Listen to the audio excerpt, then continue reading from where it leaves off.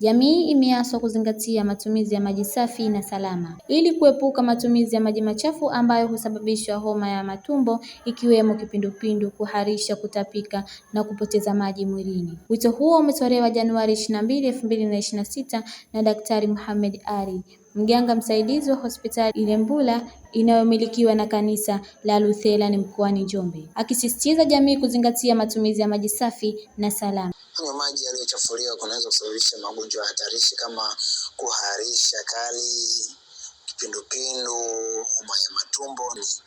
Watoto na wazee sometimes wanaweza kupata athari zaidi kwa sababu kupata upungufu wa maji mwilini haraka. Kwa hiyo maji machafu yanaweza kuleta madhara makubwa sana kimwili na kiafya zaidi. Ameyataja madhara mengine yanayosababishwa na matumizi ya maji machafu kuwa ni pamoja na homa ya ini na kichefuchefu na kuchangia kwa kiasi kikubwa kupoteza nguvu ya mwili. Aidha, amesema kuwa kinga ni bora kuliko tiba, akisisitiza jamii kuzingatia matumizi sahihi ya maji kwa kuchemsha maji hayo kabla ya kuyatumia ili kuepuka madhara yanayotokana na maji machafu. Lakini kuhusiana na tiba ipo, lakini kinga ni bora kuliko tiba. Matibabu yapo yakiwemo ORS ambayo tunaita kitaalamu inaitwa oral rehydration salt, na lakini pia kuna dawa maalum hospitalini, kwa mfano zile antibiotic ambazo watu wanapatiwa kutokana na mtu kupata athari fulani. Mfano mtu amepata typhoid ama magonjwa tumbo yale, homa ya matumbo mfano. Lakini pia tunapaswa kutumia maji safi na salama kuchemsha au kutibu maji kabla ya kunywa. Hii itakuwa ni vyema zaidi kuliko ukifahamu hiyo tiba. Kwa hiyo tiba sio bora kuliko kinga, kwa hiyo kinga ni bora kuliko tiba.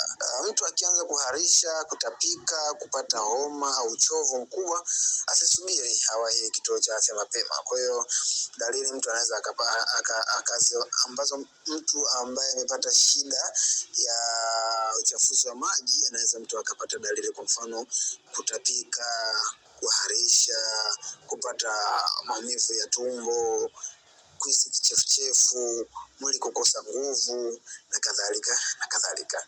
Kwa kuhitimisha, maji safi ni msingi wa afya, lakini pia maji safi ni msingi wa afya bora ya jamii. Kwa hiyo tujitahidi katika kutunza afya zetu. Kwa upande wake, Teresia Faustini, mkazi wa wilayani Njombe, amesema kuwa wakati mwingine hulazimika kutumia maji yasiyo salama kutokana na uhaba wa masafi na salama katika maeneo. Ameiomba serikali na wadau wa mazingira kuhakikisha wanaelekeza juhudi zao za kuhakikisha wananchi haswa wa vijijini wanapata maji safi na salama ili kuepuka magonjwa ya mlipuko yanayosababishwa na matumizi ya maji hayo. Sababu zinazopelekea mpaka sisi wanakijiji cha Njombe kutumia maji ambayo si safi na salama kwa ajili ya kupikia na matumizi mengine ni kutokana na uhaba wa vyanzo vya maji. Mfano, maji ambayo kidogo yanakopana nafuu na kuaminika, maji ya bomba. Maji ya bomba unakuta bomba liko mbali labda kilomita 10 kutoka hapo unapoishi. Kwa mpaka ufike mbali, kuna zile shida za dharura zinakubidi upate maji kwa haraka ili uweze kuzitatua, ikiwemo labda unataka kwenda uani, kuoga au kunywa, una kiu. Inakubidi tu ukatumie maji yale ambayo yako karibu, ambayo ndo kama mito hivyo. Sasa na maji yanakuwa yanachafuliwa, si salama, kwa hiyo yanaweza kutuzuria magonjwa mengi sana. Ombi langu kwa serikali nilikuwa naiomba ituongezee idadi ya mabomba ya maji ya kupikia, ya kunywa, kwa ajili ya matumizi yetu sisi, ili tuweze kuwa salama na kuepukana na magonjwa yote ambayo yanaweza kutukumba kutokana na maji tunayotumia si salama, kwa sababu maji ya vyanzo vya mito, vitu vingi vinatupa, huwezi kuwa unafahamu kuna nini. Kwa hiyo nilikuwa naomba serikali ijitahidi kutusaidia katika swala zima la uongezaji wa mabomba ya maji yawe karibu. Nikiripoti kutoka jijini Njombe, Zaina Rashid, A3 TV.